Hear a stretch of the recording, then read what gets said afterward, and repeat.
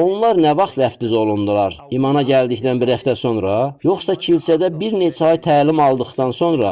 Yoxsa bir neçə ildən sonra hazır olduqda? Onlar nə vaxt vəftiz olundular? Sadaladıqlarımın heç biri deyil. Onlar həmin gün vəftiz olundular. 50-ci gün bayramı zamanı 3000 nəfər vəftiz olundu. Filip Samariyada olanda həmin gün vəftiz olundular. Əvvəlcə Samariyadakılar, sonra isə Hərəm ağası vəftiz olundu. 10-cu fəsildə Peter və Kornelinin ev əhli hamısı dərhal vəftiz olundu. 16-cı fəsildə Lidiya və onun ev əhli haqqında oxuyuruq. Dərhal vəftiz olundular. Baş mühafizəçi gecə yarısı vəftiz olundu. Paul həmin gün vəftiz olundu. Xananiya onu vəftiz elədi. Bunların hamısı dərhal vəftiz olundu. Heç bir kilsə bunu eləmir. Niyə? Hamımız müqəddəs kitabda oxuyuruq ki, onlar dərhal vəftiz olundu. Amma bu dini eynəklərdir. Oxuyuruq, həm də oxumuruq. Niyə? Çünki eynəklərimiz mane olur. Görə bilmirik.